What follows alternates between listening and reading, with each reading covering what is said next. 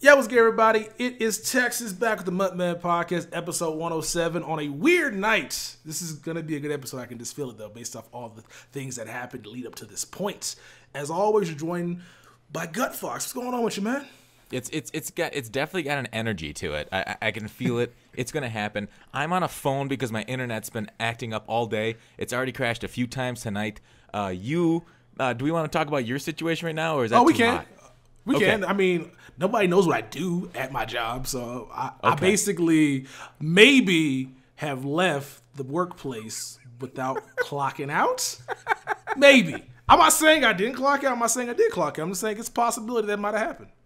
Yeah. You know? Yeah. So, you know? So Texas is I don't even know how to react to that. Like you're technically getting paid two ways here. You're Right? working it. Yeah. No, that's what we do, man. You got to keep grinding like that. Yo, just leave work and go get another job. So you're working two jobs at the same time. There it is. The IRS doesn't investigate any further, you're good to go. Yeah, it's like that one guy who outsourced his job to China. Like he was like a programmer, but then he like subcontracted through Chinese programmers, and he would like get paid for doing nothing. So it was pretty awesome. That is genius. Yeah, that is. I need to get on that next level type scum right there. That is dope. Also, Yeah. super scumbaggy. a little bit, because I think he had like security clearances too, which was really shady. Yeah. So he's over here giving secrets to the Chinese government. Essentially, yeah. All right, so why don't you introduce our big guest this week? Our big guest is probably what, top 3, top 4? He's number one in our hearts, though, right? Number one in our hearts. He actually came on the podcast. Everybody else be ducking us. We got TD Presents on the podcast, man. First time guest. How you feel? How you guys doing? Yo, it's I appreciate it. I've been wanting to get on here for a while. Finally happened. Yeah, all your guys' problems. Wait, what's that? I was gonna say all your guys' problems are probably my fault because I'm a day late. Oh, it's okay. We're always $1 short, so it goes together really well. So that's why we have to work 2 jobs at once. So, actually, let's before we get back into TDs, we want to introduce them. But Texas, we always do your text messages. You said you had a good one from Boston this week. I saw Victionary lost quite a bit of weight too. What's up with that? Yeah, he's been grinding, yo. Ever since he's got his own place, got some time, and YouTube's allowed him to actually not have to like stress, like, you know, with working and trying to balance stuff, doing it full time.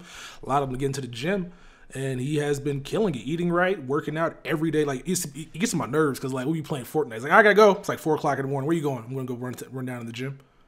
I'm like, it's 4 in the morning, bro. Like, what are we doing? It's all he did. So he just worked out since Vegas of last year until now, and every day, like 3 times a day, and just lost the weight. He said he lost 120 pounds in 6 months. He started early. He started pretty early. When he That's first got still his an place. insane amount. Yeah, it's a crazy amount. But he's also like, he has that body type. Like he's like 6'3", 6'4". So like if he just gets active, he will lose the weight. Oh, gotcha. It's kind of one of those situations. Like if it's body types are weird like that. It's like sometimes like water weight is just there. As long as you just keep being active, then you'll get down to what your body should look like. Oh, okay. Well, good for him. Good for Vic. Yeah, it's great for Vic. So what's your text message, and then we'll all right. get into So this is a story that probably happened to a few people. This happened up in Boston. Probably hasn't happened to our guest. Our guest probably does well with all the women that he comes in contact with. I see his girlfriend draft. Yeah, I repeat that text. Yeah. All right, so we went to this club in Boston on Saturday night. Pretty dope place, the Royale Boston. It was Vegas night that night, so we decided to go there, have some fun because there's nothing going on that night for like free parties. So we just decided to go hang out with some friends up there. So we're like 4 tequila shots in to the night, having fun with some drinks also being drank. And I'm over here just feeling myself dancing, having fun. Then this PYT approaches me, and then we start like, you know, hitting it off, start dancing, start having some fun. What's PYT? Pretty Young Thing. Oh. Do you not know Michael Jackson? Do you not know any of the No, I can't say that's been in a few songs. Yeah, PYT, that's like common. That's like super common. Gut Fox and listen. I mean, stream. Go into Gut Foxes and start requesting PYT by Michael Jackson so we can get familiar with that song. Unless a kid is yodeling it in a Walmart, I haven't heard it. All right. Have you guys heard that remix? Which one? The EDM one version? Yeah, that's yeah. hot. Yeah. Yeah, that's all I've great. been grooving to the last week. Yeah. Apparently, that song made it to the Red Sox. Like somebody on the Red Sox, like their relief pitcher is that's their walk-up music. Is that yodeling kid, which is amazing. I love it. Like, that's I love amazing. Yeah. So, All right, back to the text mess. What's up with this? all right, back to the PYT? text message. So PYT, we're dancing, having fun, and then she says, "I like you," which is like greatest compliment you get because like I'm likable, but like you start to hear people say, "I like you," and then she asks me, she asked me a question, and this is when I realized she didn't speak English. She spoke French. I didn't know what she said. She was typing it into her phone, and it came back as, "Do you like my boy?" That's what she wrote in her phone, and I was so confused. I was like, "No, I like women. I don't like dudes. I like women." But apparently it was a typo. She meant to put body, and then it was weird because of all the translation stuff. And so I was like, "Yeah, your body's dope." And then she was so excited about that. And then she asked me, "Do I have a lover?" Which is like weird. I'm like, "No, I don't got a lover." This is another Michael Jackson song, isn't it? Right? Like, She just was quoted a her name bunch Billie of Jean? It's a J in her name. I don't want to give her name out. It'd be kind of weird and inappropriate. No, it's okay. Yeah, no, it's the internet. Nobody's gonna hear it. So so I was like, "Nah," and then I didn't ask her the question back, which was probably what I should have did, which is gonna be foreshadowing what happened next. And then so we keep dancing, and she pulls me to the side, and then she tells me this: "You're gonna kiss somebody tonight." And I was like, "Word? Word?" I was like, "Dude, it's gonna be fun. First night in Boston, about to have some fun." And she was like, "Do you know you're gonna kiss?" And I was like, "You?" And she was like, "No, I have a boyfriend." Oh, Wait. What? what'd you do with that? Text? I'm not one bit surprised, but Yeah, you foreshadowed it. Yeah, but what Tex, what'd you do then? What? The only thing I could do. Kissed her. No, I didn't try that. Oh. That would have been, I couldn't do it. I probably should have. Everybody I kept telling the story to said I probably should have just kissed her, but that's not what I did. But what ended up happening the rest of the night was she just kept trying to wingman for me. Just kept telling me, "Go kiss that girl, go kiss that girl, kiss that girl." It was really weird. Weird situation. yeah, what was her like? I don't get. What was her motive? I don't know what her motive was. She just said she liked me, and I guess she just wanted to have some fun with me, but I also have that type of fun with me. She just wanted to have fun with your emotions. Right? Got me in my feels, too. So I mean, that's how some girls are. Once they know they can get you, that's it. Yep. It's over for them. Yep, that is basically. But hopefully, I know a lot of people will say you should have kissed her, but since you didn't, hopefully you'll get some good karma in the future. Hey, all's fair in love and war, Tex. No, it's. If I was a little bit less, you know me, I overthink things all the time. If I was a little bit more reactionary, it'd be a little different. But that's not me. It's not my nature. It's never been me. So You were in took Boston. an L that night. Kind of got You curved. had more Say Jaeger it in your again? system or something. They only had the Jaeger up there. These clubs are weird in Boston, bro. They didn't have any Crown Apple. They didn't have any Jaeger. The Jaeger that they did have was like pre-mixed in other drinks. I'm like, this is all these rules and regulations in that city. That's what happens when it's an old English city, right? Don't they have all that bureaucracy from back in the day before we shed off the redcoats? Basically. Yeah. But this is where it gets weird, though. She texted me that she wants my full name, which is like, not my full name, she wants my name, and then she was like, "I'm going to stalk you." So I don't know what is going on with this chick. If she, I don't know, bro. Test? Maybe. Go on, TD. Maybe you just gotta wait. That's what I'm thinking. Hey, tell her nudes or GTFO. That's why I should send back. Text her right now. Nudes or GTFO. Yeah. I feel like TD's got some good actual like relationship advice. We should bring him on for like a relationship corner, like at the end of the podcast or something. Like, and he can kind of deal with people's issues. It seems like he's got much better advice than I do. I mean, do you know? Back in the day, I actually like flirted with the idea of like starting like a relationship advice, video that I would do like once a week, and people could like send me questions. I wouldn't say who it was, but I would like read the question and then give my advice on the video. It's kind of like those newspaper things, like those Dear Abbeys or Dear whatever. Like, I think that's a great idea. Do it. And the thing is, like, go on. I feel like it almost seems like a dumb idea, but at the same time, like those are the things that end up becoming big. So it's like, give it a shot. I never did it though. I never did it. Oh yeah. Now, I mean, You're still going out with that one girl, right?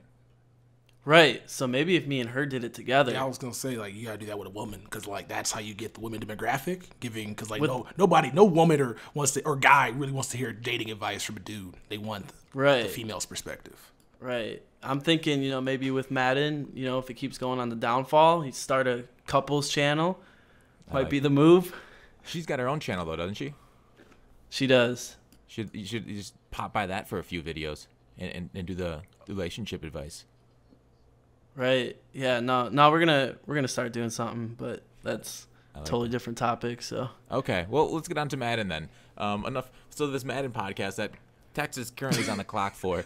So we kind of want to let's talk about your history, and we're gonna kind of talk about your history, man, how long you've been playing, how long you've been creating content, and I think at the end, for all the people like maybe budding content creators, we'll circle back at the end. Maybe we'll hear some tips, get a little bit more into your backstory, like the early days and how you kind of grew. But basically, right now, so for Madden, TD, how long have you been playing Madden itself, and then when did you get into like the YouTube game? All right. So I've been playing Madden. It's been a while. I want to say the first one I remember playing was when, correct me if I'm wrong, but who was on the cover before Dante Culpepper? Was it like Eddie George or who was it? It was like 2000. Oh, 2000? Like John Madden stopped being on the cover like 99-ish. Yeah, Vic was 04. Like I don't have an internet to connect you to figure it out right now. Madden covers. Checking right now. But anyways, so way back in the day.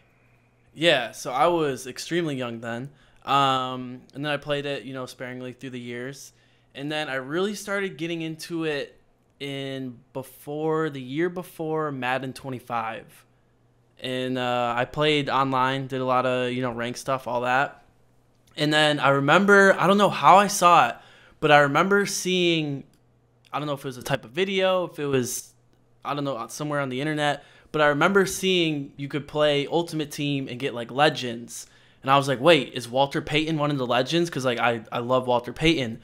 So I literally saw that I could make a team with like Tom Brady as my quarterback and Walter Payton as my running back. That's all I needed to hear. So ever since then, I've been playing it. You were sold. Now, for sure. So that was like 13, right? You said right before 25. Yeah, and then I want to say the first. Was Peyton in 13? He might have. Yeah, I think he had to be. He might have been in 13 and 12. I think he was in 15 also. Walter Payton. It was I remember, it might have been 13 and then 25 is when I started posting it. Nice. So from 25 till now, so you've been going on, what is that, close to 5 years? No, 4 years. 4 years, yep. 4 years. That's really cool. So you've seen obviously the game change a lot in the last 4 to 5 years since you started playing MUT, specifically on MUT. Have you seen it kind of get better or worse overall, or like is it kind of like certain areas better, certain areas worse, or what's kind of like your overall impression over the years of how this MUT it's I'll say like if I had to give it like a grade, it's definitely gotten better for sure. Because I actually went back and was watching one of my older Madden videos, kind of reacting to old videos, stuff like that. And I literally saw multiple plays where I was like just handing the ball off up the middle, and my quarterback was Russell Wilson. He was literally getting down the field and just pancaking defenders. So I know a lot of times we complain about gameplay now, but it has improved. The graphics have improved dramatically. Everything's improved. Content maybe not. I don't know. I wouldn't say it's gone backwards, but I definitely think there's some things that they should A, go back to, and then B, fix that I think will not only help, excitement and bring hype back to the community, but I think it'll also help EA from a business standpoint. So yeah, so like we got to look back to look forward. Like, what's one thing you'd want from like a previous installment of Madden or MUT specifically that you'd like to see going in like to 19 or something to bring back, like a program or a card type or over 100 stats? I really think I've always been big on, and I remember I actually made a video kind of ranting about it at the beginning of this year, because they took out like limited time cards on a team of the week. And I know they kind of do that because they feel, people always complain about pack odds, all this stuff. But I feel like I love Team of the Week last year. I would pull packs for the limited time, even if I didn't get it. That upgrade set would make me a ton of coins or get me, the players I was trying to get that would go into the set. I thought this year they had the upgrade set in it, but I thought it was underwhelming. So I think limited time cards in as many promos possible is always a plus. Another thing. Oh yeah, go. Well, I miss I just want to make one point about that. Like, it seems like limited time cards, we've always wanted them, but whenever they end up putting limited time cards in pack, they get the criticism, the blowback that EA just wants money. So it's weird that like we want these cards and stuff from EA, and we want them for this content, but then we also shit on them for doing it. Is it just like because there's two different demands in the community from different sides of it, like the people that don't want those limited time cards and don't want those special cards versus like the pack pullers, the ones that are looking for the excitement? I mean, I always really liked, and even with Ultimate Legends in past years, you would have the chance to do the set, and then you would have the limited time in packs that is, it's like a bit better. Yeah. Because they used to have the Ultimate Legends and they used to have the Boss Legends, right? Yep.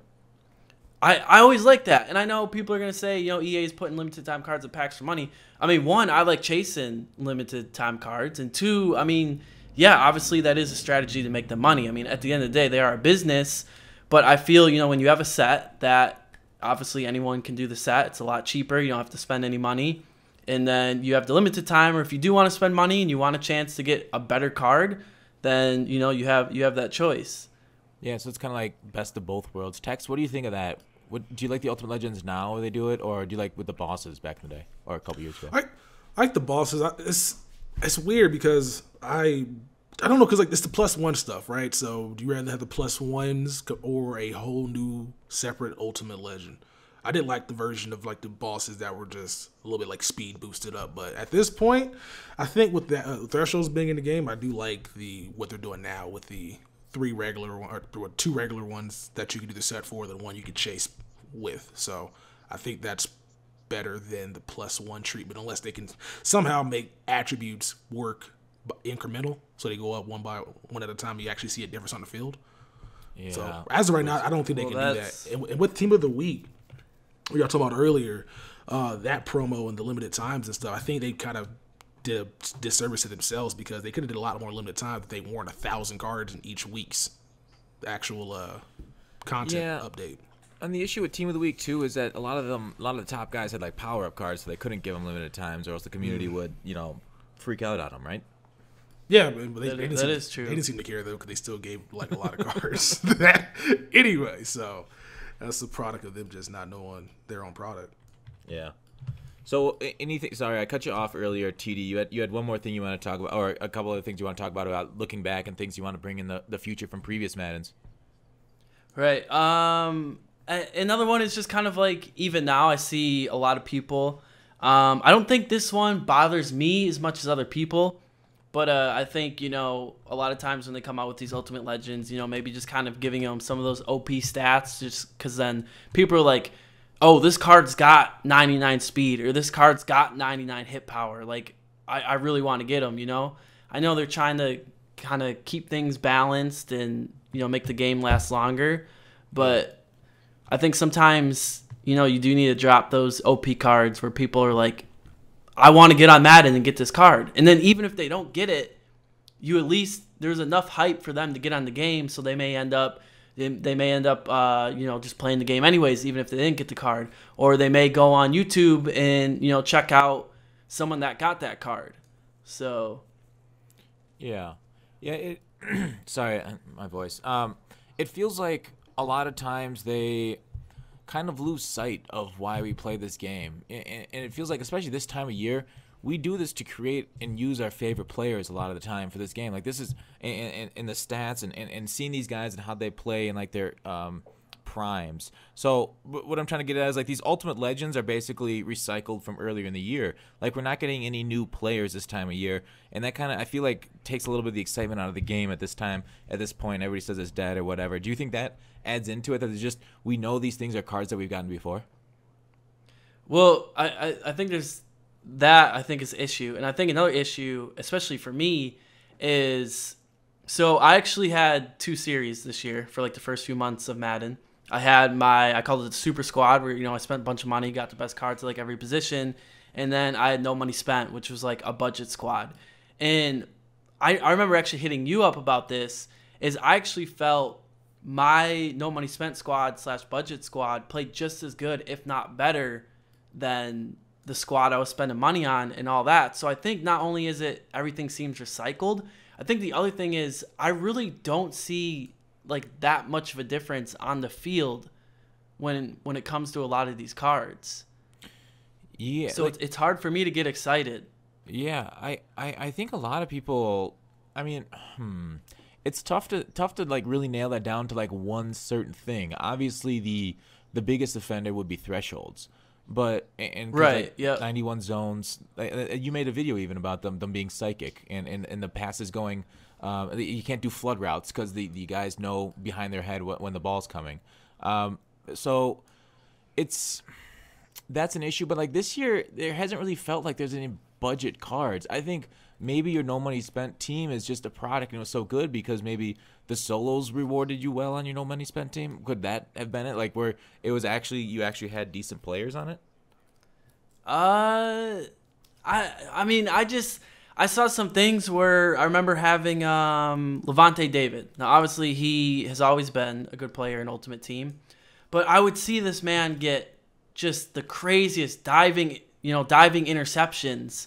And then meanwhile on my, the squad I'm spending a bunch of money on, I would have, like a legend or, someone like that. And I'm like, I never saw, those players making those diving interceptions or making those interceptions in traffic. And I'm just kind of like, I don't know. I don't know what it is that causes that. I know a lot of people bring up like Equalizer.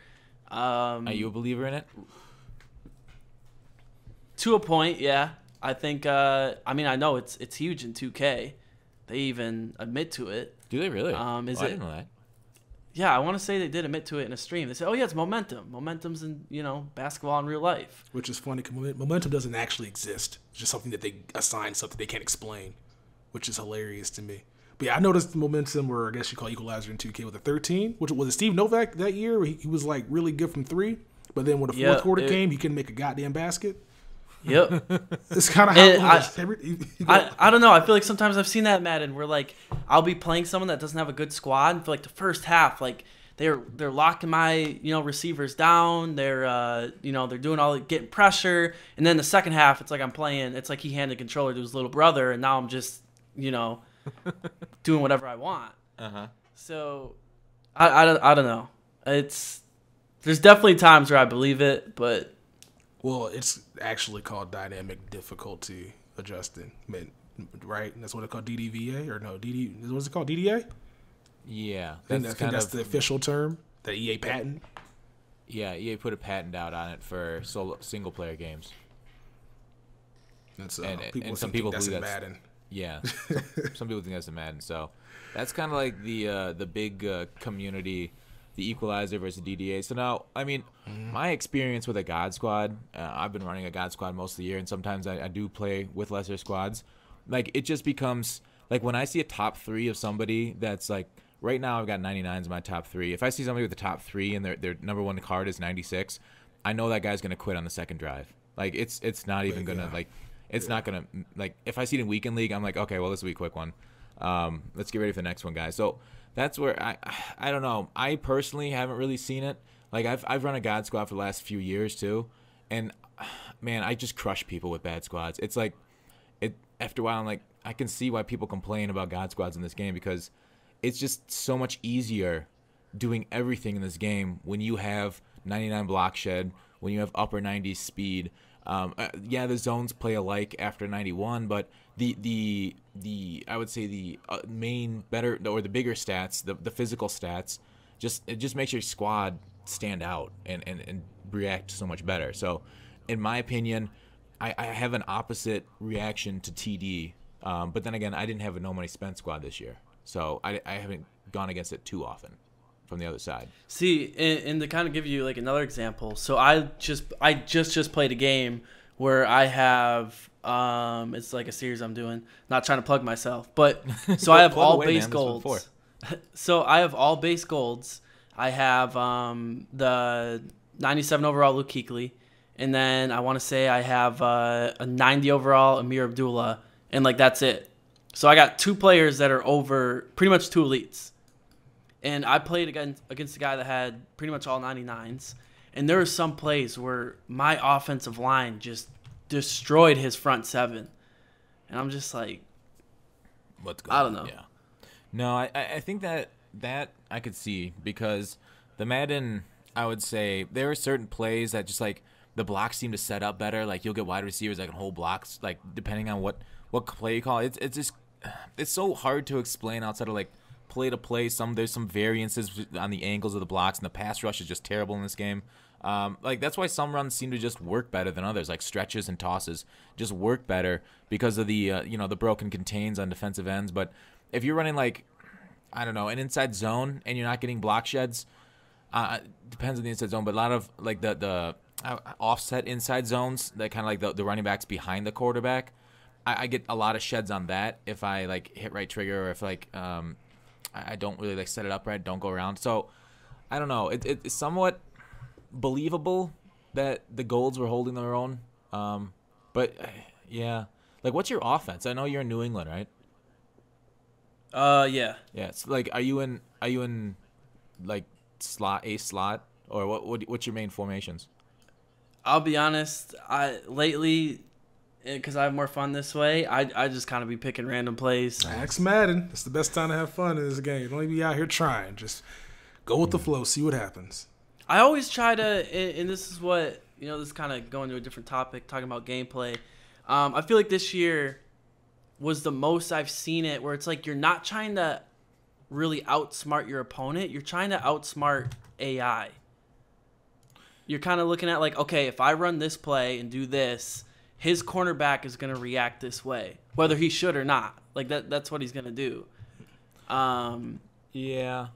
Actually, yeah, that makes sense.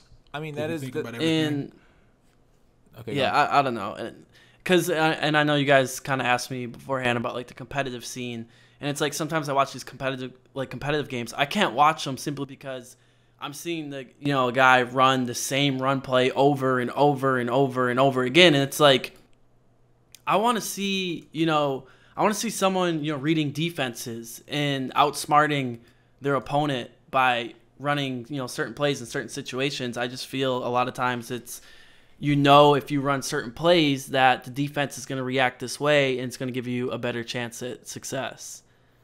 Yeah, I think that's one of Madden's biggest issues is like how close do they want to make this look like the actual product on the field that you see on NFL in the NFL versus like how much they want to make it look like and play like an actual video game where you find out who's the better competitor, who's the better player. Like, so right now, what we were talking about with that pass rush, like, so in the NFL, the pass rush gets home fairly quickly. The quarterback doesn't have a lot of time. They can't keep it in their hand very long, or else they're going to take a hit from many of the great pass rushers in the league, like J.J. Watt and so on and so forth. So you're talking about J.J. Watt. He hasn't had a sack in two seasons, just about. Okay, Texas. Sorry, Von Miller. T.J. Watt. Yeah, wrong Watt, brother. Anyways. Oh, yeah, the good Watt. So, right. So the pass rush is nerfed because they want to make it, because it's so easy to like take away the short part of the field with like a cover 2, and so the downfield passing is basically dead because of the swap mechanic that they put in after 16. So like in the NFL, if you leave a cornerback on one of the best receivers in the game, like the Julio Joneses, the OBJ, so the quarterback's just going to throw it deep. Like that's Roethlisberger's entire read is like, is Antonio Brown covered 1-on-1? Yes, throw it there. Madden, you can't do that. So they need to, in order to balance the game, they need to nerf the pass rush because you can't take those 1-on-1 shots deep when like you're under pressure. You know what I mean? And they're singled up. So people will run cover 2, cover 3, and single up your wide receivers deep. So you need time in the pocket in order for routes to break and get open and to make those passes. So it's kind of like the way the game is balanced and competitive, because they don't allow that down the field passing, then the pass rush doesn't look realistic, and it kind of builds on each other. So it's a better video game maybe if like the randomness out of 1-on-1 passing is gone. but it's not realistic. And that's kind of like, how do you balance that? So do you want it to look more like the NFL? Like, what is your thoughts on the aggressive catch, TD? Well, and that kind of is almost touches base on our first point when you're asking me about, like what I would want in like Madden 19 and content and all that. Like, I love Calvin Johnson. Like, I loved watching him play. I still wish he was playing. And when he came out, whenever he comes out in MUT, like, I got to get his card. And this year, it was just kind of like, he really wasn't effective for me at all because people could it really didn't matter who they had on him one-on-one. It was, if I throw it up to Calvin Johnson, it just seems like it's random. It seems like he has an equal shot of coming down with it down the field as if it was Julian Edelman. And I know that might be a little bit of a stretch, but that's how it felt. So with the deep ball being pretty much non-existent this year, I thought that also really took away from, the Calvin Johnsons, Randy Moss, all that stuff. Yeah. And it doesn't make them play like they should. The legends that we saw do those and have those moments don't have them anymore. Right. And I get if you lined up a receiver and a cornerback one-on-one in the NFL, he's not going to come down with it 9 times out of 10 as much as we, would like to believe it. But, I mean, there's times where I would literally just streak Calvin Johnson and throw it up to him against a gold cornerback, and he would come down with it maybe 15% of the time, 20% of the time.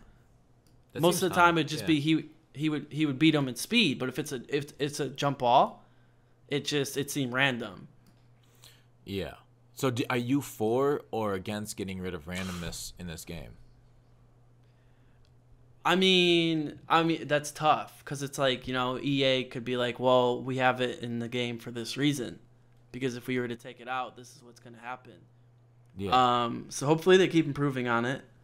I'm not just going to say the game's terrible, all this stuff, but I think a couple years ago, aggressive catch was OP. This year, it was extremely lacking. So if we can try to find a middle ground, and if we can try to, I don't know if like height or jumping or any of that matters in MUT, but if we could somehow make that a thing. So if we do have Calvin Johnson against a 5'10 corner, we can exploit it. I don't know. That's how I look at it. Tex, what's your thought on that? What on the aggressive catch? Well, I'm looking at the randomness thing. So, like, this year, I think the aggressive catch is more random than what Madden has done this year. Because if you go deep, you're not going to catch that ball. Like, more than likely. The aggressive catch seemed like that was, like, no matter what you did as a defense, your guy just may not play the ball properly. So, my thoughts with the aggressive catch versus not it being in the game. I just wish they would just take time and make cards play like they did. So like guys who have high spec catch, who have done these catches in the past, should be able to do these types of things on certain occasions if the timing's right. But like, because I know back in the Madden 16, I was told they had code in the game where Edelman was a possession receiver, where Dez was more of like an aggressive type receiver, but everybody could aggressive catch. So if they can just like go back and like rewrite some of the stuff and like give these guys what they actually did, it'll make those cards have a little bit more value, because there's no point, like there's no difference between Calvin Johnson or Devin Funchess in Madden this year, or in Madden 16 for that reason. They both play the exact same because they don't have these guys coded differently. And that right there killed a huge part of like my excitement for content, because when these cards came out, I would be like, there's really no reason for me to get this card. And then plus, why am I going to go spend $200, $300 on it if I know I can have this guy that's going to play pretty much the same? Yeah. And do you think competitive Madden and their want to get rid of downfield passing and spec catch and that kind of stuff and implementing thresholds, do you think that's kind of harming the more entertainment part of MUT? Like, should they separate competitive Madden into its own little universe and give MUT more of like a fun arcadey mode? TD? I mean, do you think if Calvin Johnson, is a better jump ball receiver than, say, like Texas said, Funchess, like that's considered arcade? Like I just think that's how it should be. Whether it's MUT, franchise mode, head to head, competitive. Maybe it's a fair maybe point. You guys don't feel that way, but no, I asked the question, but I agree with you. So Like, I think MUT should be that way. Like, if we pay for these cards and these are based on these players and what they did in their careers, they should definitely do that. But it's not like competitive because that's RNG. Like, if you can throw up 4 bombs every single play and like say you can catch it, I don't know, randomly 20% of the time, and that's your offense, like people are gonna hate that. I think that the spec catch in 16 is a little overrated. Like people remember like when it happened, but they didn't understand like it wasn't as frequent as people thought it was. But I agree. I think competitive players don't want it, so that my ideal solution is to give them their own thing in salary cap with their own settings where it doesn't work, but have us MUT players play with these legend cards. It comes back to what I said earlier. Our excitement comes from these cards, and what brought you into the game was seeing Tom Brady throw to, what was it, Kelvin or Moss? I don't remember what you said, but Tom Brady threw to, oh no, Walter, and have Walter Payton on the same team. So it's weird. I mean Randy Moss and Calvin Johnson too. Yeah. So yeah, what you're saying is right. But so it's what brings us into MUT, but it's kind of making us leave MUT when they don't do that what we want them to. So, and I felt this year was the worst year for that, as far as most cards playing the same, not feeling like fulfilled if I, went and got a Calvin Johnson, Randy Moss, stuff like that. Now, which is kind of funny because, like, go ahead. Oh, I was going to ask him about what his feeling on running back was. What was your point, Texas? I was going to say, because, like, this is probably the best year when it comes to ratings truly mattering, but also not at the same time. Because then these cards play the exact same. It's like in Madden 16, there was gold cards, or 17, there were gold cards that were just as good as some of the elites. And so the ratings weren't actually accurate. Whereas with this year is that they did a great job improving it, but still there is that feeling that this card is not worth all these coins. Like Julio Jones is not worth Randy Moss money, or Randy Moss is not worth Ted Ginn money. Like these guys are taller, faster, and all these cards in the game, they still can't run by 87 speed Sherman deep unless he presses. Yeah, pressing, you're dead. Yeah, I see what you're saying. So, and kind of what going on. Like, TD, what do you feel about the running backs this year? Like, did you feel when you have, I don't know if you picked up the Barry Sanders lately or anything, do you feel like when you get these running backs, it feels the same way? They're kind of the same thing, or not? Well, at the beginning of the year, elusive backs were, they were really good, especially with like spin move and all that. I can't really give that much of an opinion simply because I haven't touched Barry Sanders or any of those guys. I did use the Chris Johnson, and again, that's kind of a card where it's hard to say. He kind of felt underwhelming to me. And I kind of wish, that's almost a card where they make him a bit OP. So people do get, I felt like this year, people are like, oh, it's going to be, Chris Johnson. He's going to be the combine master. We've seen it every year. But I don't know. I guess maybe make him a bit OP, get people excited. So then when you see him on the field, you're like, yo, this card's amazing. I got to get him on my squad.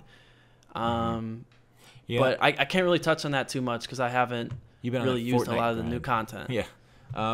So here, like I've said this in a lot of reviews. Like, so we got those OP cards early in the year with Barry Sanders, that Thanksgiving Barry, and that was it Christmas Bo Jackson. That Christmas Bo Jackson's still probably one of the best running backs in the game. So they gave us an OP card early. They got us super excited, but then like they kind of just stick around with us for a long time, and then they kind of get old hat. So like, it's tough when and they max out stats at 99. It's tough when you max out stats at 99 to really this time of year give an OP card because everything's pretty darn close to the same thing. So do you think, is there any way they can change that? How do they make more of these like cards like overpowered for a time, and then keep making overpowered cards to get people excited? Right. And honestly, that's something I would have to sit down and think about. So I can't really give you an answer right now. Yeah, that's fair. I mean, to be honest. Yeah, that makes sense. I know how. Yeah, what's up? Increase thresholds. That's what they do. Increase thresholds. They're gonna have thresholds. Well, yeah. I mean, like if they're gonna say 96 zoned or 98 zones, do thresholds so cards will play better. And then instead of having 91 be the spin move or juke move threshold, increase it to 97. So that way, these new cards that are coming out are gonna play like the old cards did. And the old cards are going to be irrelevant because kind of how the game works. It's kind of how this game's whole philosophy is. The old cards that you got are going to be upgraded to better cards, so upgrade. give me reason to upgrade, make thresholds higher, so I can upgrade that card. You know how much? I mean, I just wish the stats. I just wish it was 92 is better than 91. You know? Yeah. I would like that too, but I mean, the competitive players don't want that, and they don't listen to them, so we're kind of shot of luck on that. Yeah, I don't know though. I mean, competitive players seem to have kind of turned on thresholds, right? I think I've seen a lot of them complain about them too. They hate their own creation. Like, it's their fault. I mean, it's like Dr. Frankenstein and the monster that turned against him, right? Yeah, I just watched what is it, Ready Player One. There was a line in the movie, a creator that hates his own creation, and then the spoiler alert, the clue was Steven Spielberg. Whoa! I What? have to overwrite you It's there. not- No spoiler. This is a spoiler. It's not a spoiler. It's not a spoiler for us because it doesn't matter. It's a spoiler. It's one of these clues in the movie. You're not gonna figure it out. Okay. The movie's All right. stupid, by the way. Like, there's some dumb shit in that movie. But it's funny though. I enjoyed it. Okay, well, that's good. But so I don't know. Hopefully thresholds will be gone-ish. We've always had thresholds with like animations though. So and raising thresholds, I think a lot of people would hate that. Like I think EA's getting a lawsuit served for them if they start raising thresholds through the year. Rex even talked about it on the podcast here. He's like, we can't do that. We can't raise the thresholds. We can't tell them one thing and then raise it later because people, their cards will play worse and then they'll be pissed off they bought something and all of a sudden they made it worse. Okay. So what if you have like? I mean, I wish they would get rid of it. But what if you had like? If there's like Texas said, there's like pretty much tiers. So there is a 91, there is a 96, there is a 98. Yeah, I mean, I don't know. It's tough. I mean, that makes a lot more sense than what they had this year. Like there's so many solutions, like you said. Like yeah, what's up? So many things that they can do to make that the case. But like people know, like people know that like these cards will be upgraded. So at this point, why have a team? Just wait until June to play. All the best cards are in there. We know the risk going into it, so I don't think there's lawsuits waiting. People will be out here complaining if they were to increase it, but I think that'd be good for the longevity of the game. Yeah, no, I mean, if you wait till June to pick up Madden, like talk about a dead game at that point, right? If it's dead right now, but like, I don't know. It's the same thing that you see with people on the market. They're always like, hey, just wait for the next promo, and then the next one, and then the next one. I mean, eventually we got to play the game, right? No. Never play. I mean, if they keep upgrading cards, no. Yeah. Nah, I see your point though. I mean, you can play Draft Champion, but it's not free no more. Yeah. What's up? Oh, that don't even get me started on that. Why they went away from updating Draft Champs just blows my mind. Yeah, Draft Champions is kind of. So Jake was on the podcast and he said Draft Champions kind of it fell to the competitive people this year, and so they kind of like focused and they were busy with like live events and stuff, but. Recently, they just put in like a paid live Draft Champions, and so it got away from being free. What do you think about them getting away from like the free Draft Champions city? I mean that was kind of another thing too. Here's one thing I want to touch on, and I want to see competitive, Madden and those guys in that scene succeed as much as anybody. Like I would love to watch competitive Madden. But one thing I think EA needs to do is not cater to the competitive guys or the competitive scene and cater to the community. And because the community is going to be your audience. So if the community is upset and they're not playing the game or they're upset with the game, they're not going to watch competitive. I mean, look at what happened to Halo. They started doing a bunch of things that upset the community. They actually felt it was better for MLG at the time, Major League Gaming, but no one was watching because all the people stopped playing the game. And I think if there's a ton of people playing Ultimate Team and everyone loved Ultimate Team right now, they would be more intrigued to go watch competitive because that's your audience. So if you make your audience happy, they're gonna want to watch. That's how I look at it. I mean, I haven't really I've watched competitive in the past, but I really haven't watched it this year simply because I really haven't been invested in the Madden as a whole. I completely agree. Like the games, I've heard similar things about Call of Duty too. Like they started catering more to the competitive guys, and the community turned against it. And I think I've seen a couple of videos on FIFA with similar complaints. So it's interesting that you bring that up. Like, did I ask Rex this question? Like, how much Texas? Let me know if you remember this. How much of this is they need to adapt to your game versus you adapting the game to them? Did I ask that, Texas? Do you remember? I don't believe you did. Okay. Maybe you did. That was like, what, That was like 5 months ago. Yeah, that was a while. Texas, what do you think about that? About competitive being not fun Yeah. to watch. I've been saying this for a while. It's not. I don't enjoy competitive mostly because I think this game is not actually a competitive game in the sense of like it's all a lot of randomness that happens. Whereas if you watch other games like I've been saying Animation. Yeah, like if you watch what you call like Street Fighter or Dragon Ball Z, like or I don't think Dragon Ball Z is competitive, but you watch like fighting games, you actually see a true display of skill there. I feel like anybody, which I think this year has proved more so my point than anything, if you just sit on YouTube or watch some of these guys stream, you can be a competitive player because they all run the same shit. So people may spam the same moves and fight stuff, but it's all about counters and timing and stuff like that. Whereas Madden, you can literally have a successful offense and defense by running cover two, cover two with the cornerback blitzing, deep blue the guy, middle linebacker, then on offense run a bunch. That's all you got to do. Right. There's and that kind of goes back to you're playing with like the AI, what the AI is going to do in the back of your head, and not playing against who's sitting across from you. Yeah, but I mean that's part of the knowledge gap though. Like sitting on YouTube and discovering that, because I spent a lot of time on YouTube and on in practice mode. Like if you sit in a cover two with a deep blue middle linebacker right now, I'm scoring a one-play touchdown on you. Like so if you sit in cover three, I'm throwing another one-play touchdown on you. So like that's just part of the knowledge gap. Like yeah, sure you can do that, but the people that put in that time are the better players. So I don't really necessarily buy the it's not competitive because you can learn things about it and get better at it. Well, here's another thing that we can kind of touch on is, so obviously there's certain things you can do and certain plays you can run that are going to give you an advantage. Yeah. There's a lot of people out there that when they see the same play over and over and over and over again, here's the thing, like all three of us in this call right now, we can adjust and we can stop it. There's a lot of people out there that are going to pick up the game. They're going to see someone run, let's say, for example, halfback wham over and over and over again, and they're just going to stop playing. They're never going to touch Madden for the rest of the year. They're not going to look it up on YouTube. Most people aren't going, we might, myself, I would.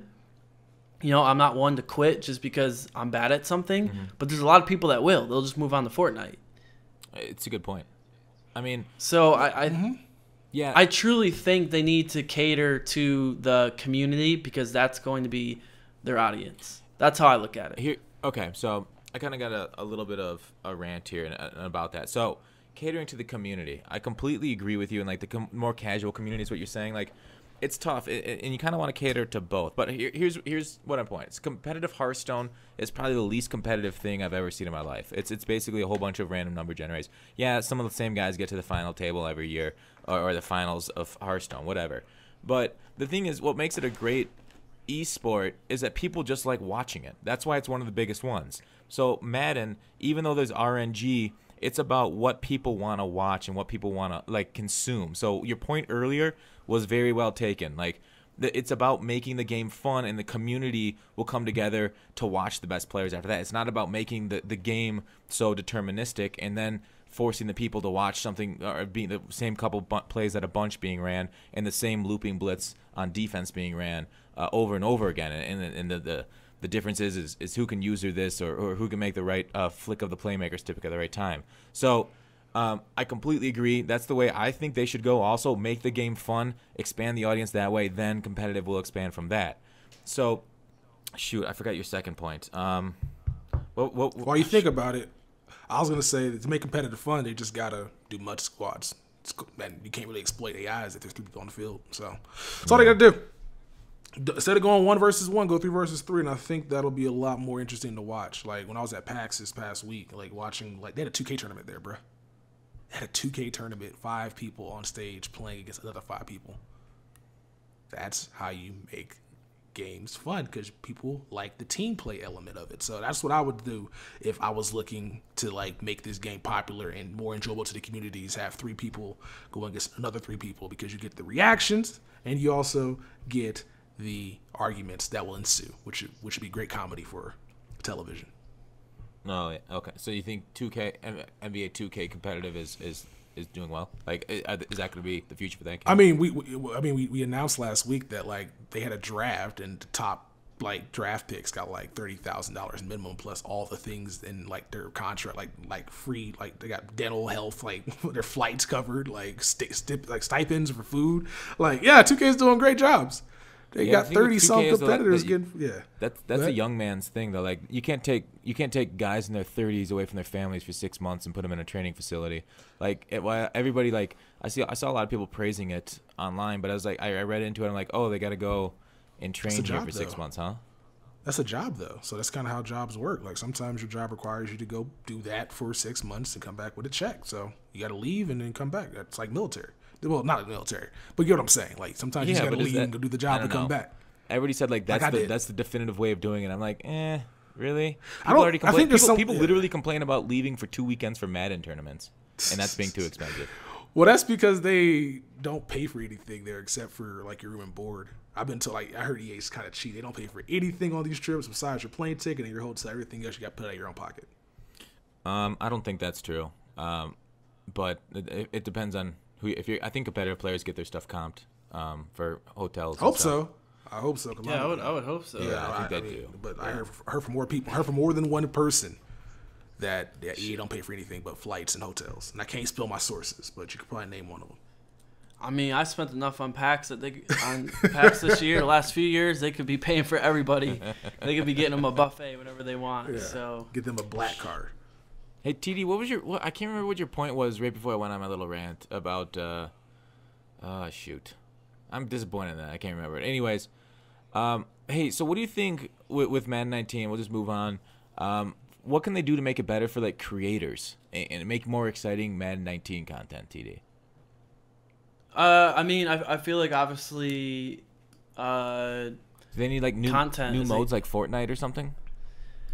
I mean, and like I said, I said this to you earlier. Like, I actually want to go down to, because I know right now we're on a podcast, and I actually asked you like for some, like some of the questions you're gonna ask beforehand, because I really want to sit down for like 2 weeks and get feedback from all my viewers and kind of sit down and think about everything, and then go down to EA and be like, I think we should add this, and this.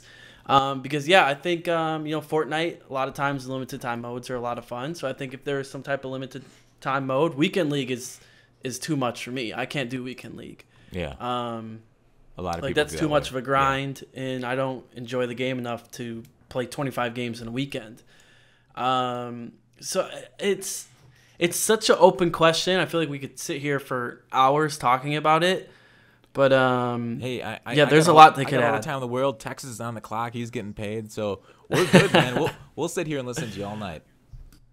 Right. I mean, obviously some things they need to fix with gameplay. Obviously, there's a lot of casual viewers when it comes to same play over and over and over. If they could kind of. It's not as bad as I don't want to come across as too negative, because they do a lot of things right. But there's some things that you fix with gameplay that I think they're close. That'll bring in a lot more people. Yeah. As far as hyping up, getting that content, getting it more excited for, making Calvin Johnson OP like he was in real life.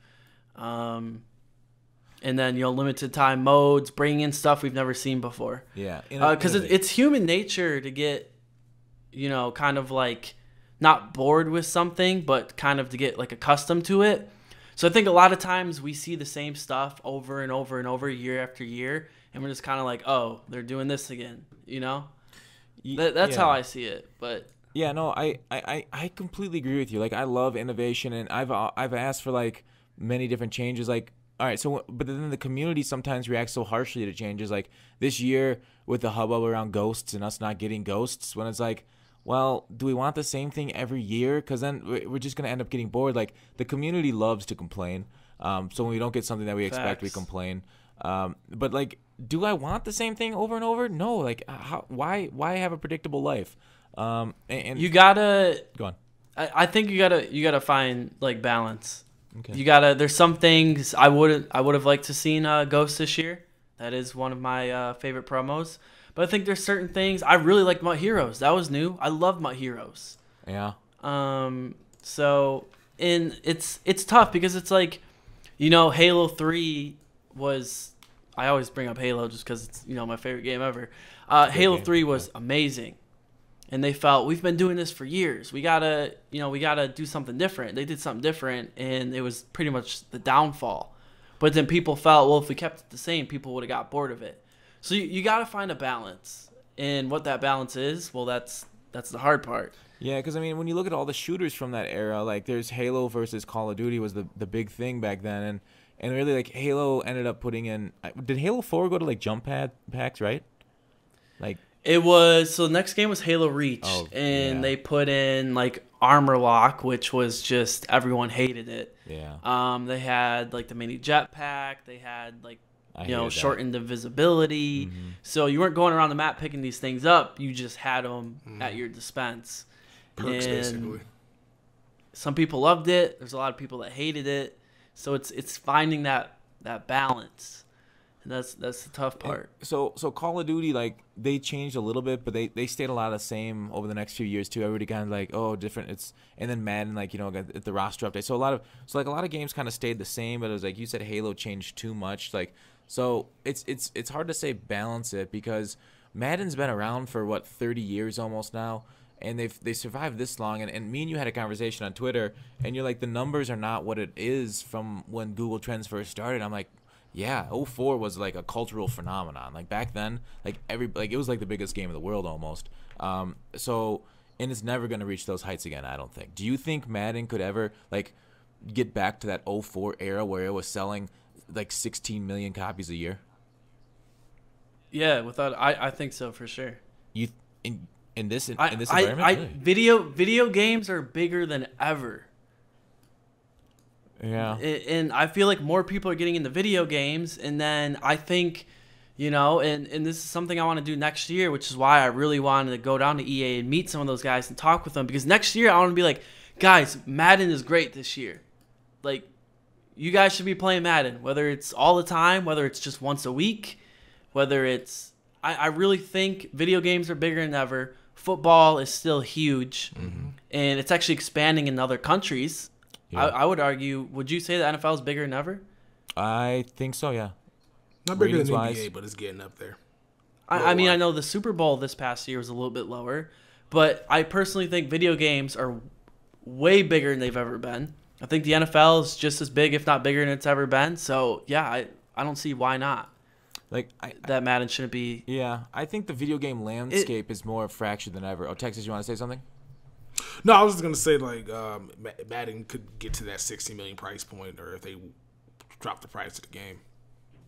Yeah. Instead of paying 60, because games are getting more and more expensive with all the like DLC stuff and all that. They make all their money back anyway off microtransactions from people who want to spend money on the game. So if they really Fortnite. It's making like 10 million a day or something crazy. Some stupid number just off of microtransactions. And so like Madden, I don't want people, because I know some dumb competitive player was like, yeah, we should pay for emotes for like celebrations. Nobody wants that. But I would like for them to like drop the price of Madden, like maybe $20, $30 to just get the full game, since it's kind of just a roster update. To be honest, I think the marketing scheme of making a game free is great in my opinion. Oh, because even if you didn't plan on getting it, you still get it because it's free. It's like I don't go to the grocery store and plan on getting a sample, but when they say, "Hey, here you go. Here's this free sample," I'm going to take it. So here's my thing with that. Nobody ever gets fired for keeping it the status quo. So in a big corporation like EA, the stockholders they see you charge $60, you sell 5 million copies a year, you bring in that revenue. What's that, like 300 million? So if you make it free and it doesn't grow, you're getting fired. Like the CEO's getting fired. But if it keeps it the same and it goes down slightly, okay, whatever, we'll keep you hanging. But like big risks in a big bureaucracy, a big corporation, while it's probably smart and in the long run healthier, if for some maybe like 1 out of 5 times it doesn't work or something, you don't want to get fired. Like people are here to keep their jobs more than they are to actually like grow and make the game better. Right. Well, if I were them, I would look at that Google search thing I sent you. I don't know. Maybe I want to see what they're, and that's another reason why I want to meet with them. I want to see what numbers they see. Not that I would probably ever see them, but I really think that Madden can do better than it is. Well, and I think it would help from the what I community heard, and them. from what I but- heard, MUT has never been bigger. MUT itself, maybe not Madden, and franchise mode is, it's been going down for years because they don't pay any attention to it. But MUT itself has never had more players playing it than this year. Right, and it's crazy because it's like, as far as YouTube is the worst it's been since I started. Really? You're still killing it. Oh, dude, I posted a video 24 hours ago. Yeah. I think it just hit like 60,000. 2 years ago, it would have been at 150 to 200,000 by now. Well, Easily. I mean, I'm true, I guess, but a lot of that is like that was the first Madden video you posted in a month, right? Yeah, that is true. But I mean, that's a reason why I kind of went away from it is simply because the video I posted before that was it was the Chris Johnson one, which I remember this specifically. It was, what was the year when you did all those solo challenges? You got Marshawn Lynch. Oh, that was Madden 16, I believe. Yeah, you got the 99 Lynch. Yeah. I remember I really wanted to get a video done that night when he came out. I got him at like 5 o'clock. I had some type of issue with like the internet. I didn't get the video out till like midnight. And I was like, I can't post this at midnight. I was like, you know what? I'm going to do it anyways. I woke up the next morning. That video was over 200,000.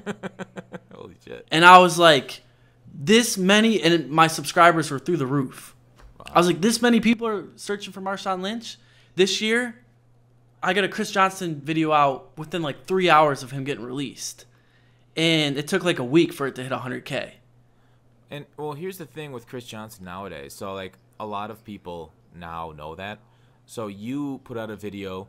I'm guessing Toke, and I'm guessing there's about a dozen other people that also put out videos on that new card. Because people, once cards are announced, they make videos so that they can take that SEO.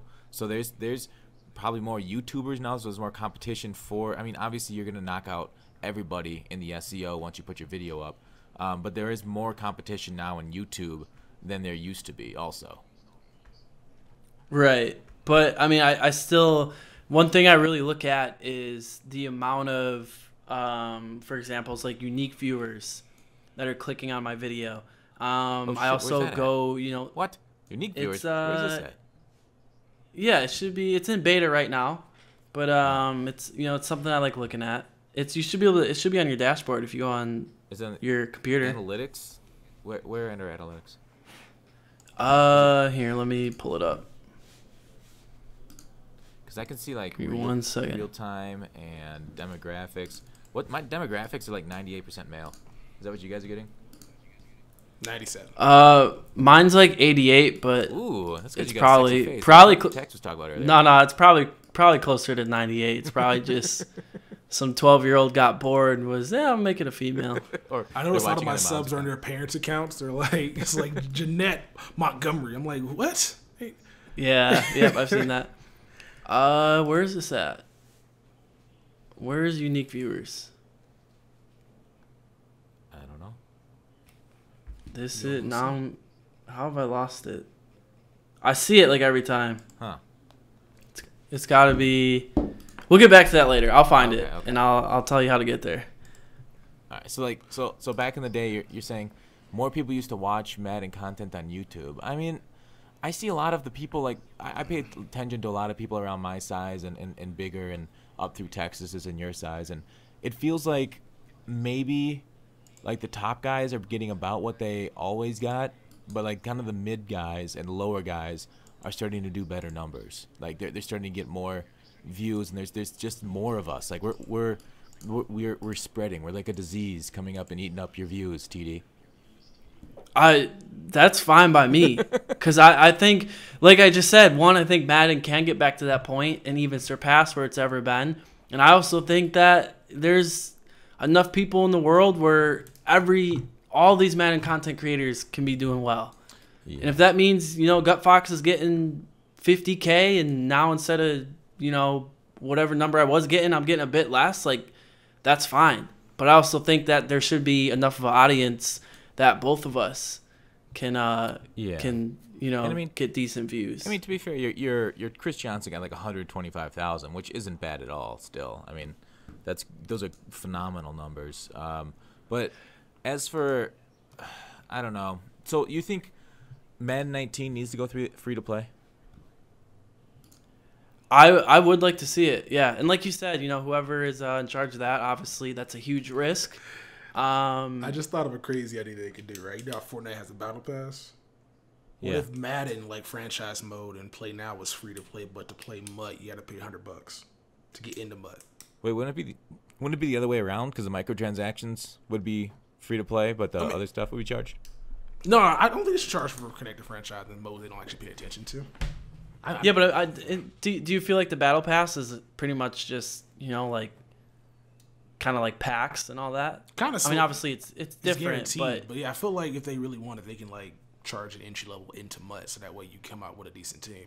Like they could just make Madden free to play. Like they could just make the game of Madden. So if you want to play your friend in the versus, to do like I said, connect the franchise, fantasy draft, make that mode free to play. But like maybe if you want to make MUT your money, it's all your cash cow. People will still pay to get into, as long as you give them points. Like just make MUT like $50 to get into, and you get that back in points. So it's kind of like you're just buying points. People be mad about it, but they'll get their money. Yeah, I think that would absolutely kill the mode of MUT if they gave franchise away for free and charge for MUT. That would kill the no money spent crowd. People already spend $60 to $60 on the game anyway. So like, what's the difference?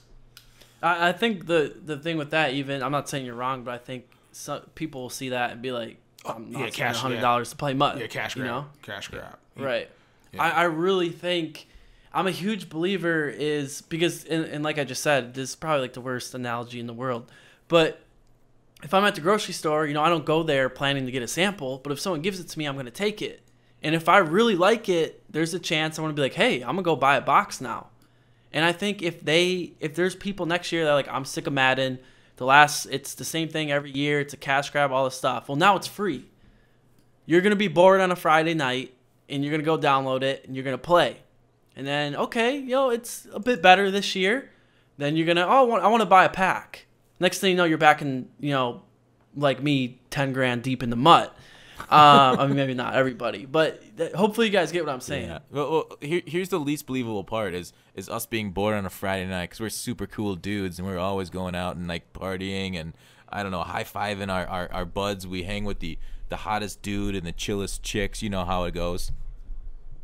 Man, growing up, when everyone was going out partying, I didn't care. I was going to play video games, and at the time it wasn't the cool thing, but I'm glad nowadays it's kind of like the trend, and it's turning kind of into the cooler thing to do. I mean, but yeah, I mean, you got the nice car, you got the nice girl. I mean, you're living the dream now, so it's obviously worked out for you. Right, but I just like where it is at as far as how society looks at it. Before it was like, oh, he's a nerd, he plays video games. Oh, you need to stop playing video games so much. Now it's kind of like it's the cool thing to do.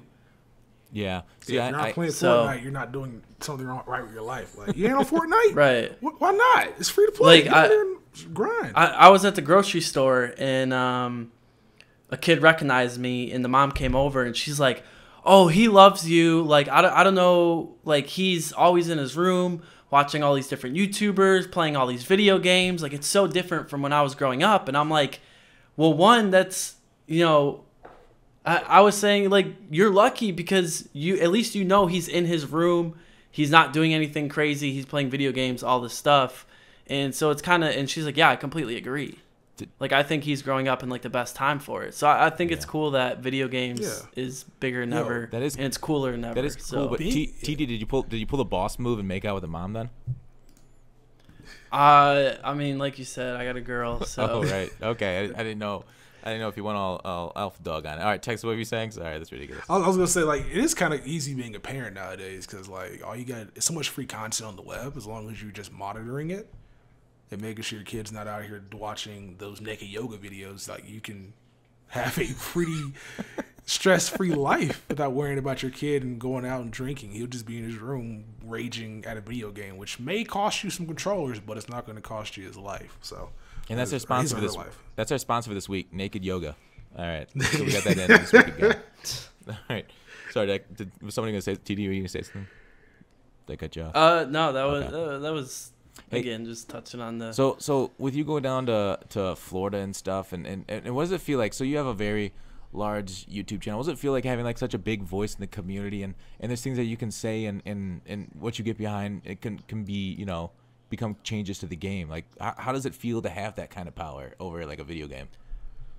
It makes me like want to do more, like I said, and that's like a huge reason why I want to go to EA and talk with those guys, because I feel like it's almost my responsibility to do it. Like with great power comes great responsibility. Are you secretly Peter Parker, aka Spider-Man? No, unfortunately not. But yeah, that is kind of how I feel a lot of times, whether it's with Madden or whether it's, you know, being a positive influence, role model, whatever words you want to use.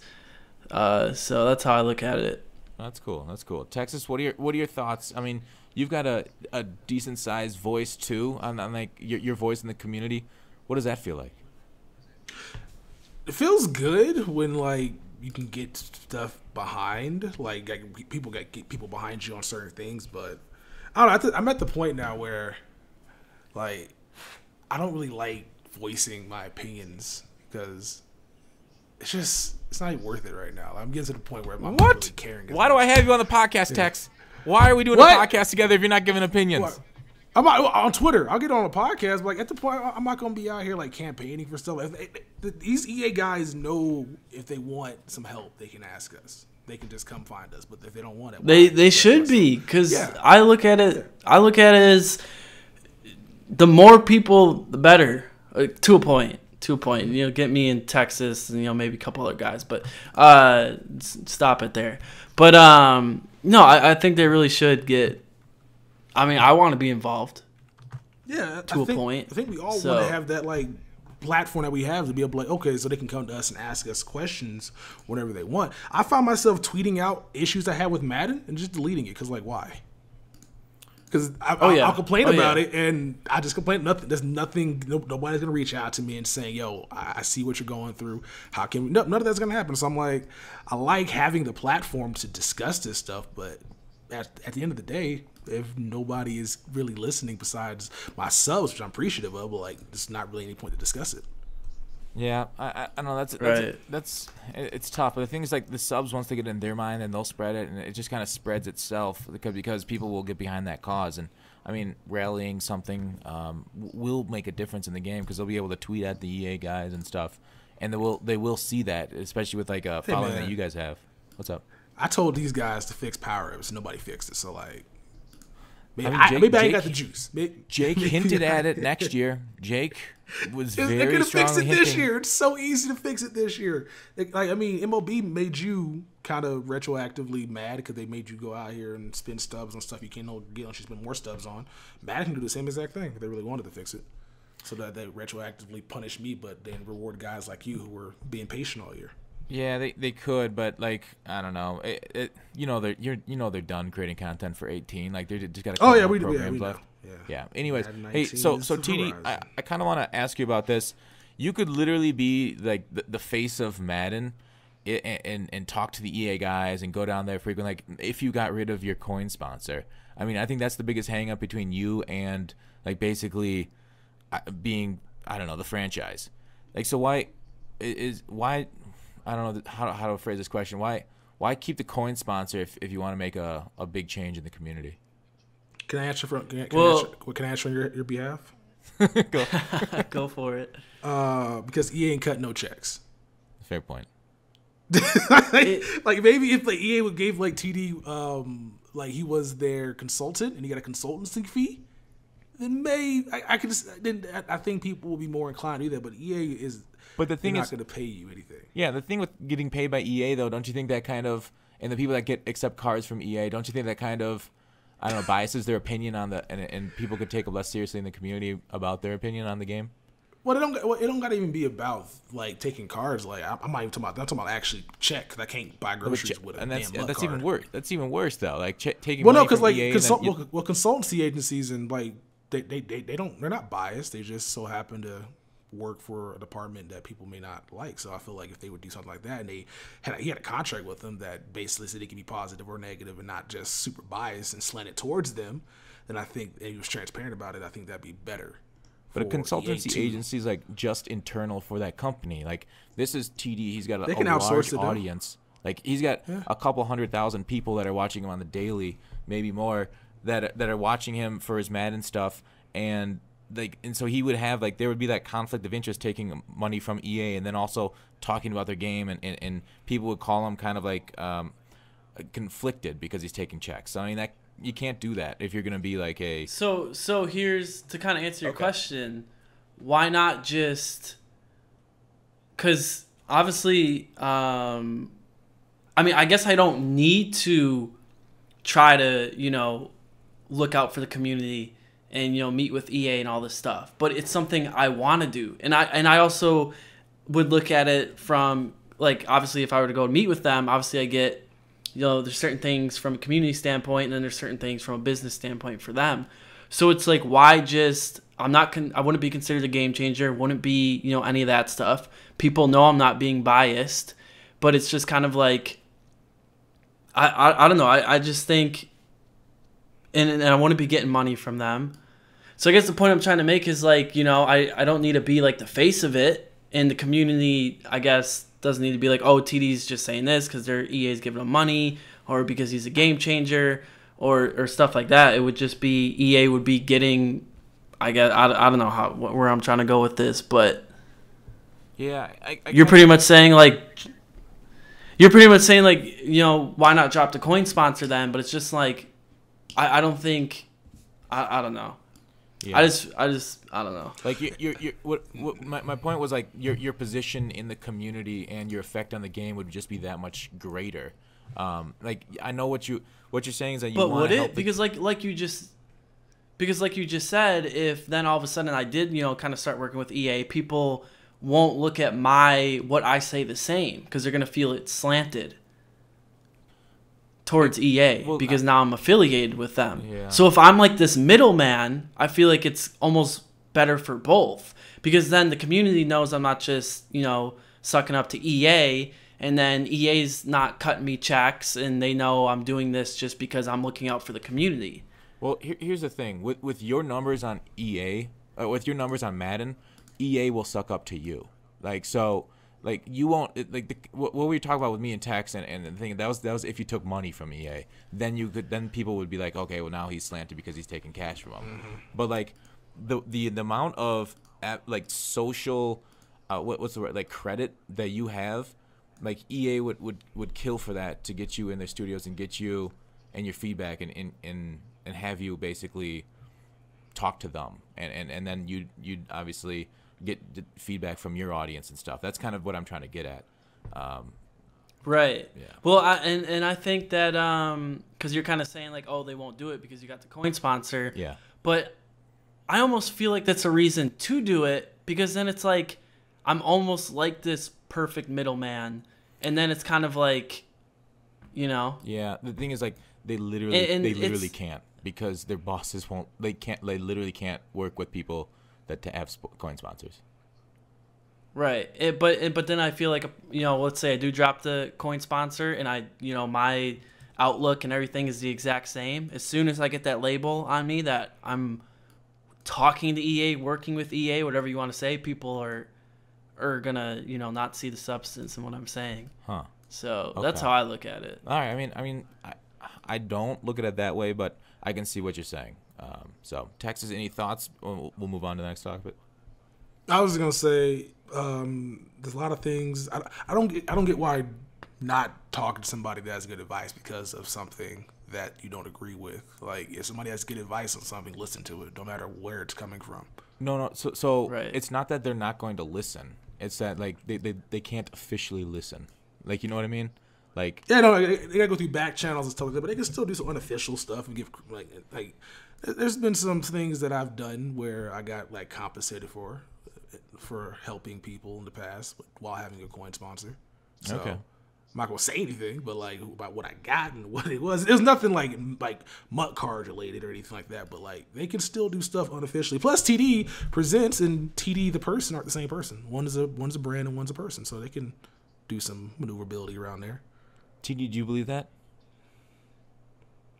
Yeah, and I don't know. Is TD Presents and TD the person two different people?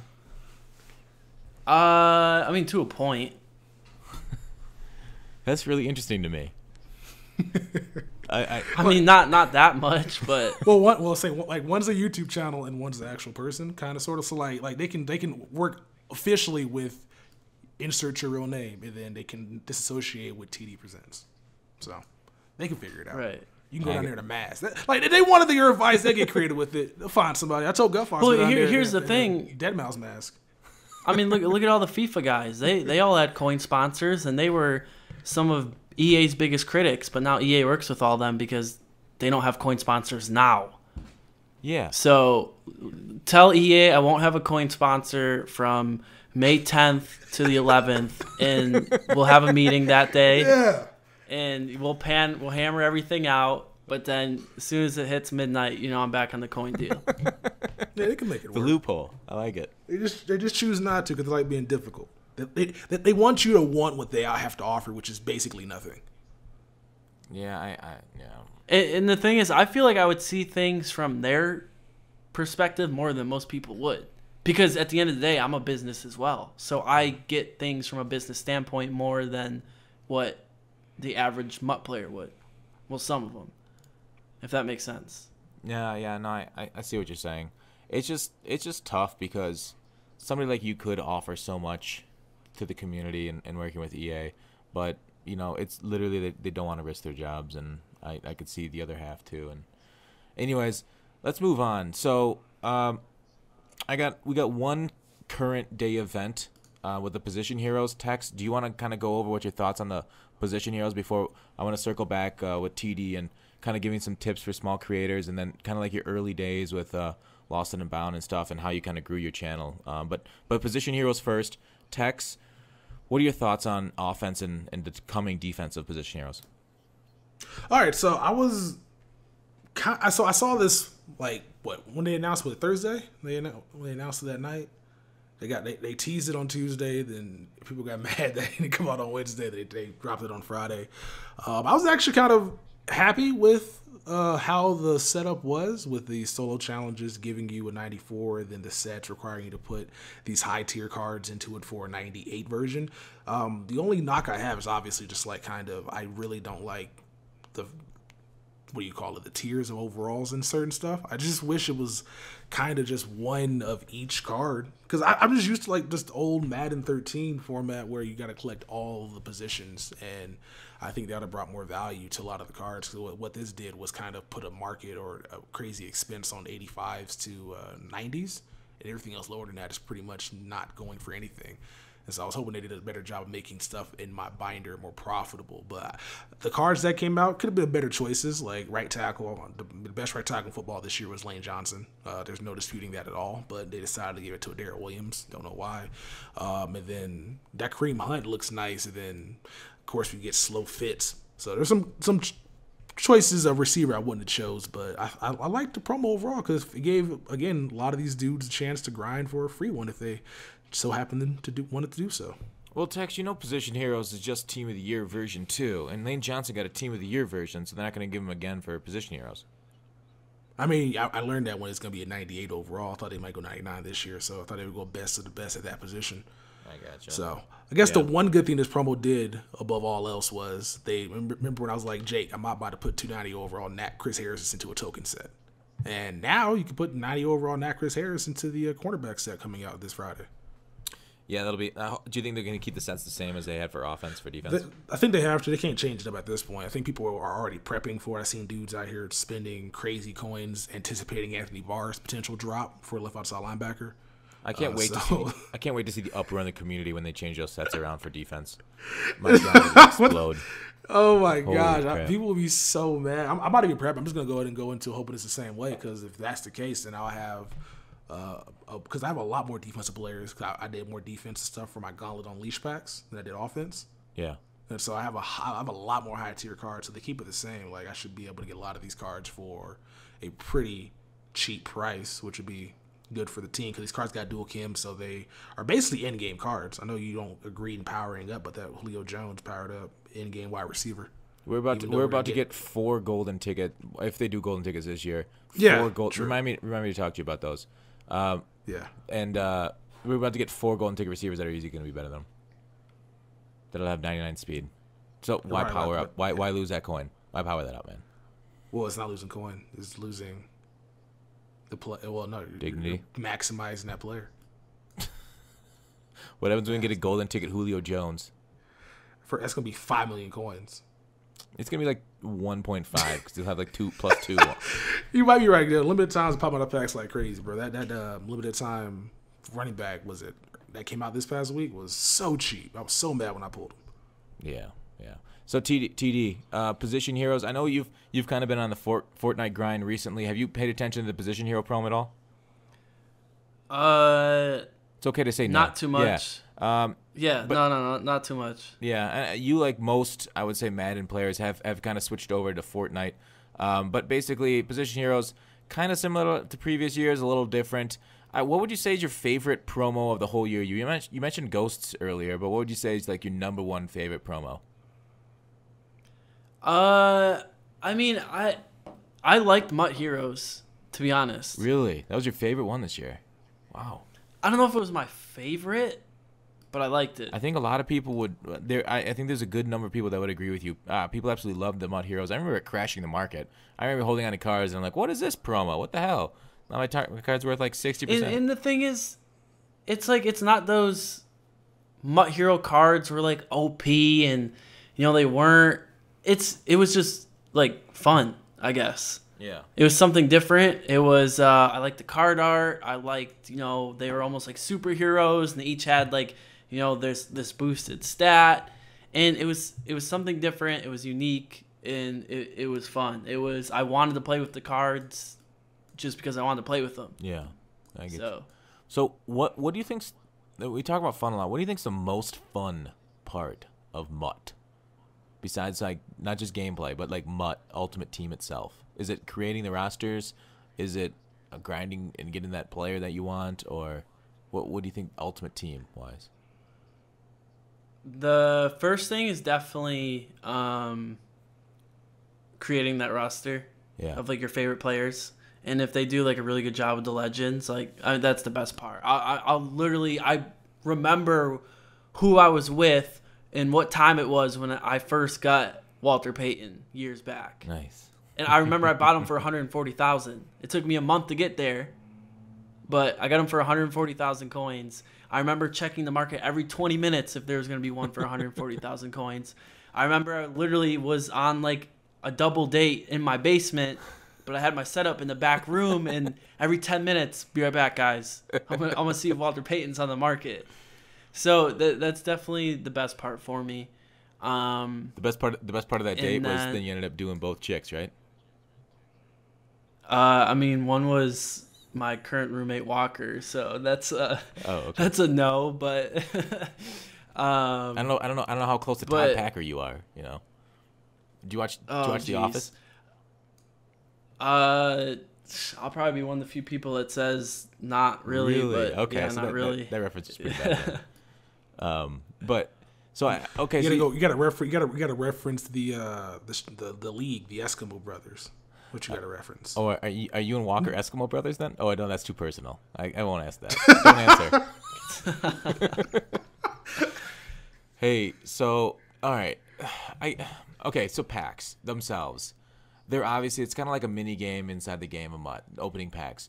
You and Lost used to have this, like, you guys ate off this series, which was like the flashback pack opening and Guess Who, and mini games inside of MUT with packs. Like, how disappointing is it that like they're gone? Like these flashback packs, like all these exciting packs of the past, the quick sells.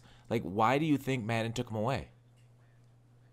Right, and then one thing I will say, because a lot of people do ask this, is they always say, who created, like, Guess Who? Was it you or Lost? And the first time I ever did a Guess Who, it was actually with Mike Mack. Oh, wow. A lot of people don't know that. Mike? And then he was really busy with like school and all this other stuff. And Lost was like, well, let's do it once a week. So then we started doing it once a week. But I mean, I'll be completely honest. That's I actually got the Guess Who idea kind of from FIFA, but then I felt it would work perfect like with flashback packs, and it ended up doing really well. So Mike Mack could be lost and unbound if he wasn't so busy back in the day. What you say?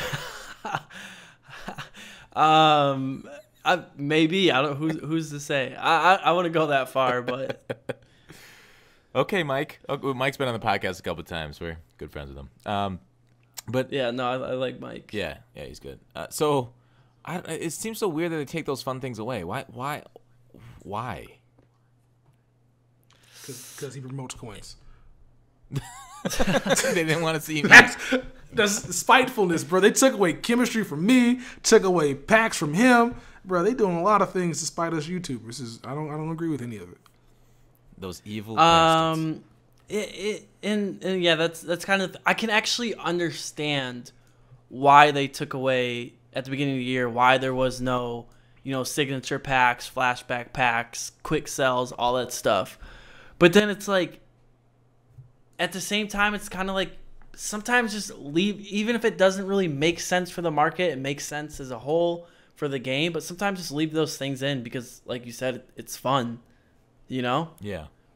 Yeah, and it felt like in past years, like everything fun in the game outside of gameplay always costed coins, Like the Wheel of Packs, if you remember those, the quick sell. It feel like you always put in coins and you lose coins to do things that are fun. I mean, is that just gambling? Like, to have fun gambling, you're in the long run going to lose. Is that just the way the world works? I mean, well, yeah, kind of. Anything with life. You want to go out to go have fun with your friends, you got to spend $40 on drinks. If you want to get a ticket, you got to spend money on the Uber. Like, that's kind of how the world revolves. It's just around spending money to have a good time. You want to go see the Red Sox play? That's going to be $80 a seat. And somebody's going to be in your seat when you get there, and you got to tell them to get up, and they get up and go to their seat, which is way up top. I mean, it's not for everything. I bet you some whores that really like sex enjoy themselves and make money. Oh yeah, I mean, I see those posts all the time. How y'all out here with like 5 kids and no money? Like, y'all ain't doing this right. Yeah, they ain't charging enough. So I don't know. I guess talking about creating and stuff. And do you want to talk about like how you like? We talked about it kind of at the top of the podcast, TD, about how you when you got started and stuff. But like, you got started in 25. I think you blew up in 15, right? You really gained a lot of subs that year. Yeah, I think. Yeah, 15. So what kind of tips would you give for small creators nowadays, and kind of how they get their stuff discovered, and what kind of content they should make? The one thing I can say is don't rely on the game or the content. You gotta like rely on yourself and your personality, and because that's really what, like, look at KSI. Obviously, he started off. He was known. People, KSI, the FIFA YouTuber, but look at him now. He's bigger than ever because of his personality and stuff like that. So, and that's definitely like my number one advice. And number two advice is if you are getting into Madden and stuff like that, it's harder now, but that's what really helped me. I did Guess Who's. I started doing, I called it squad builders. I don't know, I'm not like, because I kind of got that from FIFA. They call it team builder. I started calling it squad builder. And there wasn't that many people doing squad builders at the time. So you got to kind of see what everyone else is doing, but then you kind of got to, be, yourself and be unique with what you do and bring something that kind of people haven't seen before. I got you. So that's how I look at it. Put your stamp on it. Yeah. Right. Like, I've never been one to say, yeah, I created Guess Who, I created all this stuff, but it's like, I saw ideas and then I tried to evolve them, in that sort of way, and put my own twist on it, put my own touch on it. Okay. So that's kind of your advice, is kind of just, yeah, I could see that. I mean, I've tried that with certain things, and try to do like random videos and on different subjects, and generally those do pretty terrible for me. But that's maybe because my personality is that of a board. So, and so I've kind of gotten into reviews lately, and those and just basically reviewing cards have done a lot better for me than any of the random stuff I did in the past, where I'd do a whole video based on one meme or some shit like that. And so really, I think obviously TD's got much better advice than me, since he's obviously, TD and whatever. But finding a niche, like, do you think, I guess inside the Madden community even has niches? Would you consider yourself, do you think you have a niche, TD? I would feel like maybe in previous years I had more of one than I did this year. This year I've just kind of been more like gameplay, and I really haven't done anything crazy outside the box. Okay. So I don't know. What's your answer for that question? Yeah, like, I mean, and just like, looking at your content this year, like, you've been doing like vlogs and stuff, and kind of collabs like that with, and then obviously Fortnite and stuff. So you're much more like, you've kind of gotten into like the variety more so than in previous years, right? So I guess you're right. You wouldn't really have a niche this year. I would agree. Right. And yeah, I mean, I even started a new channel, and for a while I was doing stuff on that, which is why it kind of, to the first thing I said, is rely on yourself and not the game. Because then if the game dies, well, then you're in trouble. But yeah, if people like you, like I said, KSI doesn't play FIFA anymore, but he had, that personality to him, people still watch him. Yeah. No matter what he does. I agree. Yeah. Just don't be a Logan Paul or a Jake Paul. Do we want to start some drama between TD and the Paul brothers? That'd be great for TD. Oh my god. I can just only imagine them coming at you, bro. Oh, I wish. They beefing down in that situation. That's good for you. Man, I don't really. I was just telling this to Gut Fox too. I really don't get in the drama, and I try not to even read into it. But they're probably a couple of ones where I'd be like, dude, what is wrong with you guys? Like, but yeah. So are you gonna tag in for KSI in their boxing match? Dude, that would honestly would be awesome. Like, if I was at that point in YouTube where I could get in a boxing match like that and be that hyped up, I would love to just. I mean, I need to get back into it, but when I was out in California, I started like taking boxing lessons just for fun.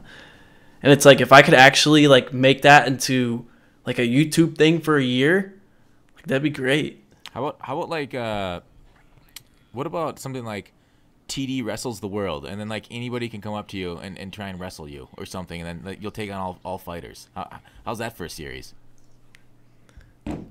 I would just get my ass beat all the time, really? But people might find it entertaining. Maybe only. What about only mud wrestling and females? I mean, I'm taken. I can't even answer that. Fair point. Sorry, I cut you off. What were you saying? No, listen, there's channels on YouTube that dedicate themselves to just vomiting, basically. They eat a bunch of dumb shit. So there's probably something out there where you just go around jackass style and just injure yourself by having people beat you up. Especially if you're unlikable. Like, if you're like the most arrogant person in the world, be unlikable. Like, yo, you could probably make a killing. Your body might not like you in 20 years, but you make some money. That's right. It's about having a good time, not a long time, right? Yep. Drake said it best. Mm-hmm.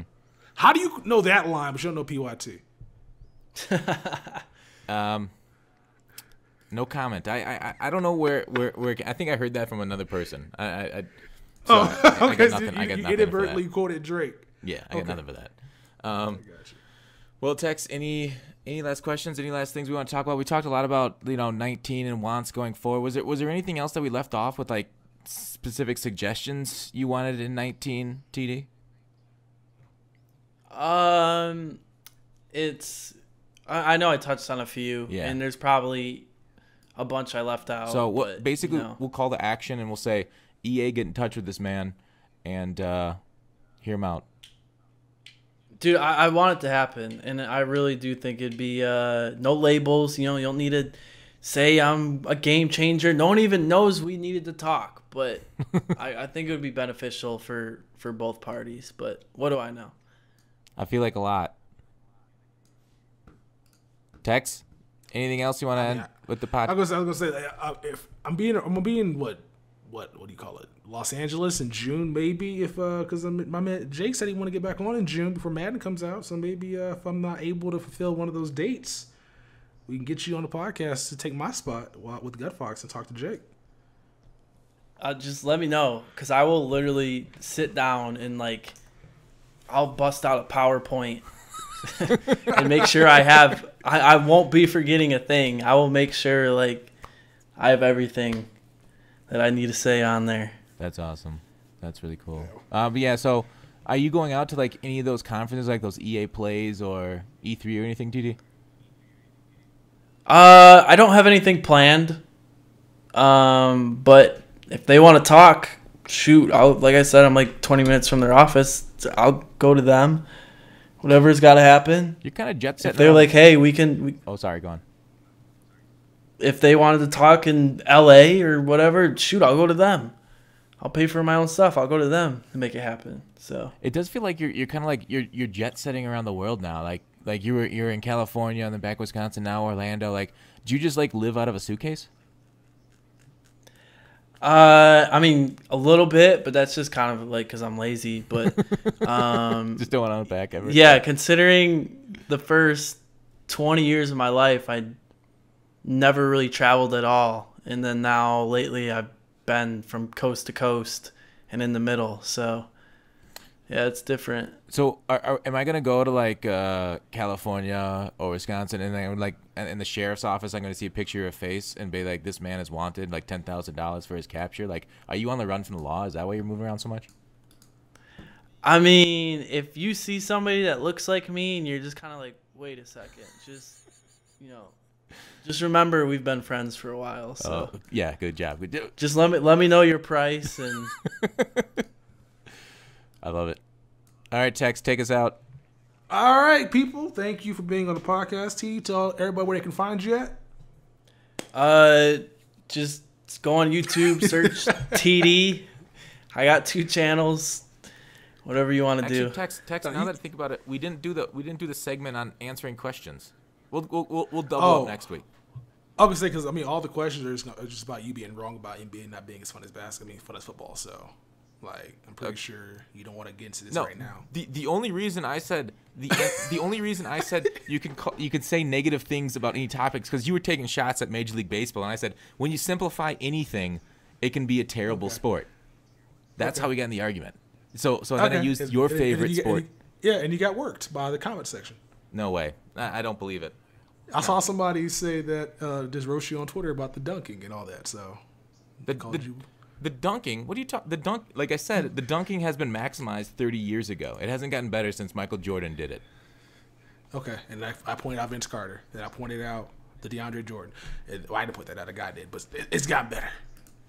Okay, well, ridiculous. Gerald Green. Michael Jordan jumping from the free throw line was the peak. The peak. Gerald Green jumping and looking down into the rim. What are you doing?